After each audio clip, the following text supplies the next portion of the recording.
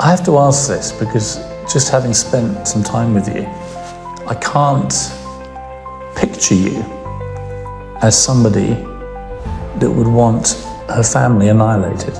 It doesn't make any sense to me that you would want that to happen.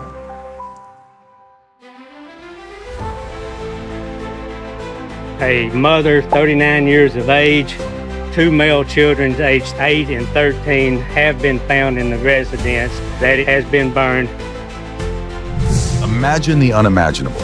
A quiet Texas town, a loving family, and a night so horrifying that it shook the entire nation.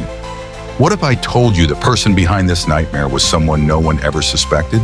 This is the chilling story of betrayal, heartbreak, and a shocking mastermind, Erin Caffey. You've been identified as the ringleader, the master of this operation. It was all your idea, you driving it. You were the one that wanted this to happen. You wanted your family to be killed. Hey everyone, welcome back to my channel. Today we're diving into a story that's as shocking as it is heartbreaking. The story of love, betrayal, and unimaginable tragedy that left an entire nation speechless. So without keeping you waiting, let's jump straight into this chilling tale.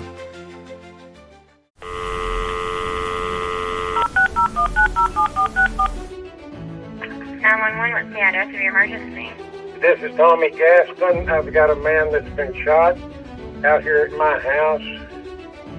Okay, so he's been shot? Yes, and we've also got a house on fire out here. An attack on a Range County family left a mother and her 2 sons dead and a father in the hospital. The victims were found in a burning house near Emory, 60 miles east of Dallas. The crime has rocked the Range County area. No one here can remember a tragedy of this magnitude.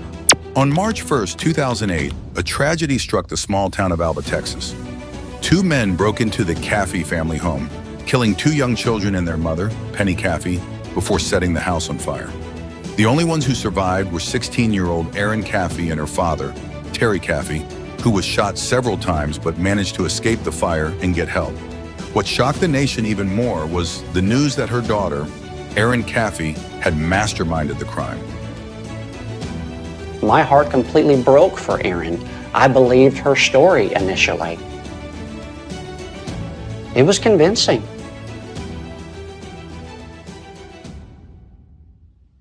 Five months before the murders, Erin began dating 18-year-old Charlie Wilkinson, whom she met while working as a waitress at a Sonic fast food restaurant. The relationship quickly became serious, with Wilkinson gifting her a promise ring that had belonged to his grandmother. However, Erin's parents were concerned, particularly her father Terry, who felt something was off about Wilkinson. The Caffeys were a close-knit religious family active in their local church. Erin was the family vocalist, often performing with her younger brothers, 13-year-old Matthew and 8-year-old Tyler, who played the harmonica and guitar. But after meeting Wilkinson, Erin's behavior changed.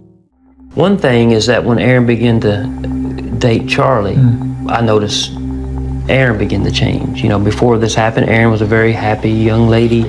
But when Charlie came around, I noticed she began to change, you know. But there was just something about Charlie that just, it was like when you looked him in the eye, you could see right through his soul. It was like you could see right through him, even though he's trying to be overly polite in some areas. But I just sensed that something didn't seem right. Her parents discovered Wilkinson's MySpace page, filled with sexual and alcohol-related content, further deepening their concerns. When Erin broke a phone curfew in February 2008, the Caffeys insisted she end the relationship. Shortly after the breakup, Erin began expressing to friends her desire to kill her parents, believing it was the only way she and Wilkinson could be together. Accounts differ on whether Erin or Wilkinson was the primary instigator, but Wilkinson claimed he suggested running away together, while Erin allegedly insisted on murder. Charlie, in turn, offered a friend of his named Charles Allen Wade $2,000 if he would help him with the murders. On the night of the attack, Wilkinson and his friend, Charles Wade, arrived at the Caffey home with Wade's girlfriend, Bobby Johnson. While Johnson and Erin waited in the car, Wilkinson and Wade entered the house armed with a .22 caliber pistol and a samurai-style sword. Wilkinson shot Terry and Penny as they slept in their bedroom.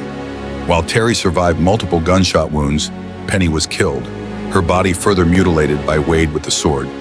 The killers then moved upstairs to where Matthew and Tyler were hiding. Terry later recounted hearing his son Matthew plead, "No, Charlie, no! Why are you doing this?" before both boys were brutally killed. Tyler was shot in the face, and Matthew was attacked with the sword. After looting the house for valuables, Wilkinson and Wade set it on fire with lighter fluid and left. Bobby Johnson and Charles Wade picked up Charlie Wilkinson, and they went out to Erin's house at around midnight. And Erin was home with the family, and they had a black lab that was outside, and the dog started barking, and they ended up leaving. And then after that was when Erin was calling, "Charlie, where are you? I'll take care of the dog. I'll keep the dog quiet. You need to come back." They picked Erin up, and the four of them then went to a cemetery and sat in the car for an hour or so and talked about what they were going to do and talked about how they were going to commit the murders. And that was always the point in time where I was just so perplexed why didn't someone say, "Hey, wait, this is a bad idea." Ultimately, nobody did, and so they turned around and they went back to the home. The boys parked the car out on the road. Erin and Bobby sat in the back seat. Charles and Charlie went up to the house, and of course Erin had left the front door unlocked. Charlie shot Terry first, and then he shot Penny, and the gun jammed. He grabbed the sword and stabbed Penny with the sword and almost cut her head off. Then the boys heard the ruckus downstairs. They were upstairs yelling, and Charles Wade shot up and shot Matthew. Then Charlie Wilkinson went and took the knife and stabbed Tyler to death as he hid in the closet, which was probably, of all the things that were done that night, the most disturbing to me. And then after that, they set the house on fire with big lighters they had purchased earlier in the evening, and then they left. Charles Wade and Bobby dropped Erin and Charlie off at Charlie's brother's trailer where they then had sex, and Charles and Bobby went on home. Despite his severe injuries, Terry miraculously regained consciousness as the fire consumed the house. He crawled out of a window and went to a neighbor's home nearly 400 yards away, taking an hour to get there. Authorities rushed him to the hospital, where he underwent emergency surgery. Before going into surgery, Terry identified Charlie Wilkinson as one of the attackers, setting the investigation in motion. Police quickly located Wilkinson, who was hiding in his trailer with Erin, who claimed she had been kidnapped. However, her story unraveled during questioning. Wilkinson and Wade both confessed and pointed to Erin as the mastermind. You want to stay with that story? That's fine. That's what I heard last night. It's when she said, "Charlie, get rid of my parents. I'm tired of being beat." Well, I'll tell you, I've seen her today, and she don't have a beat mark on her. Did you see a beat mark on her? I didn't either. I ain't seen a mark on her. She said that her mom had been pushing her and stuff like that, well, that's not slapping her and punching her. Is it worth killing them? No.